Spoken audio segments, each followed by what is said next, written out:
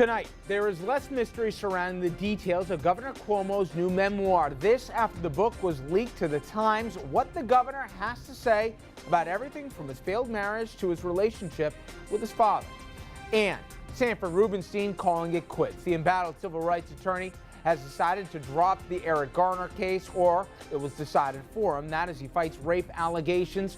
And Rubenstein's longtime so-called friend Al Sharpton here is taking a step back, saying he and the attorney weren't as close as some may have thought. But is that really the case? Plus, another horrific act of hazing hits yet another high school, this time an autistic student in Pennsylvania saying he was literally taped to a goalpost by members of the soccer team. What are parents and school officials doing to deal with this? And who's really accountable when these situations come up?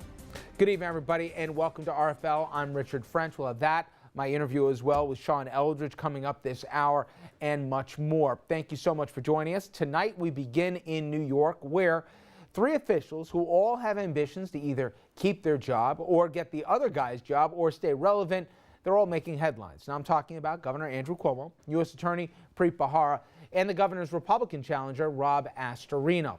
And let's start here with Governor Cuomo. The Times, as well as the Wall Street Journal, got their hands on an advanced copy of the governor's new memoir, which is to be published on October 14th. The book, titled All Things Possible, Setbacks and Success in Politics and Life, it focuses on the governor's position on what it takes to succeed in politics and his personal life, including his divorce and his public one at that from Kerry Kennedy, among other issues. Governor said that he learned about his divorce from a New York Times reporter who called him seeking comment. In the memoir, Cuomo says that after 13 years of marriage and truly stressful times, I knew the ties that bound us together had frayed. But I had hope that we could work through what I saw as a difficult time, not an end. Obviously, I was in denial. Governor also talks about his relationship with his father and how he still feels guilty for not helping his father manage his race against George Pataki after his father came to him asking for his help. And in the book, the governor says, watching my father's campaign unfold was like watching a slow-motion automobile crash. I want to bring in our panel, Richard Brodsky, former Democratic New York State Assemblyman, now a senior fellow at Demos and professor at NYU. Dominic Carter, of course, political journalist and author. Andrew is out on assignment tonight. Take this in different pieces. He has no shortage of tough things to say about the media, Dominic, and its handling. When they were asked about... Let me help. See if I can. That he and the governor may agree on. We found the common ground here, Dominic. In fact, he said it would be a whole nother book to write about some of the what's been in the editorial page about the Times, specifically the Moreland Commission, and some other things. But in talking about that, it did surprise me. There was some more excerpts that we may get to, but you learn about your divorce from the Times. It kind of reminded me of the Giuliani-Donna Hanover thing where, she learns about it from reporters as well. So it doesn't seem plausible, but at the same time, I can actually see it happening. It does happen. I remember with Rudy's divorce, Rudy Giuliani, Yep.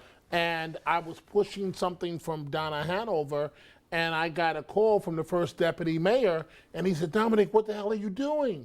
And I'm like, what? He's like, Rudy doesn't know about this yet. What are you doing? And he's screaming Peter Powers, Rudy's longtime friend. They went to Manhattan College together. So I do believe that perhaps he found out, you know Kerry Kennedy well. I know her well. I know you've interacted with her.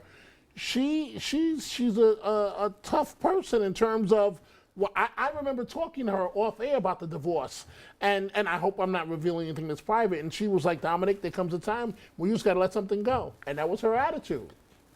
I don't know what happened in the Cuomo-Kennedy stuff. He's choosing to make it public in the book. Wait a minute. So before you tell me, you media here, Wait a minute. Remember us.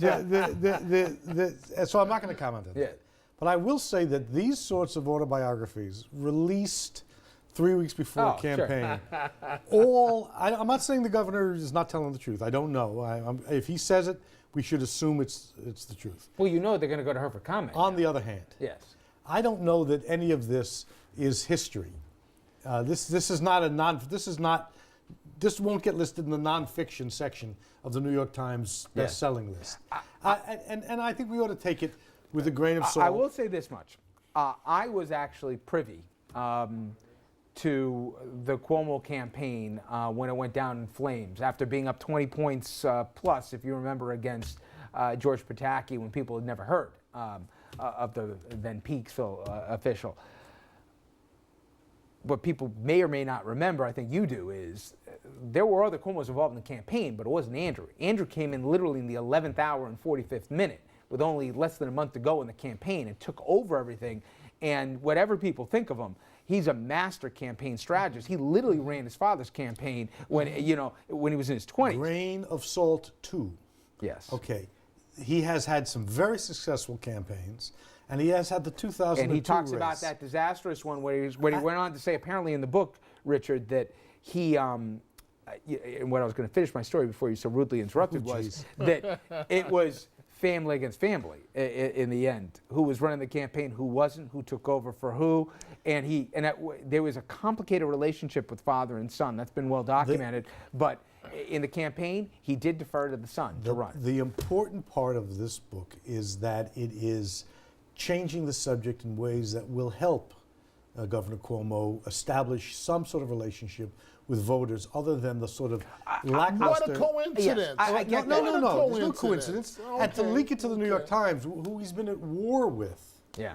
is interesting. So, He did say in 2002 about the horrible mishandling, his words here, of the campaign, obviously, most specifically with H. Carl McCall, was that he couldn't believe how, he said, how tone deaf I was, how I couldn't, he went on, we saw what happened with Reverend Flake here early in the week, but he also went on to say that he was focused on the national. He never went around to the 62 counties, and he goes, that was one of my biggest failings was I never got out and met anyone. Hey, listen, for inside baseball stuff, I do think on that front it's interesting.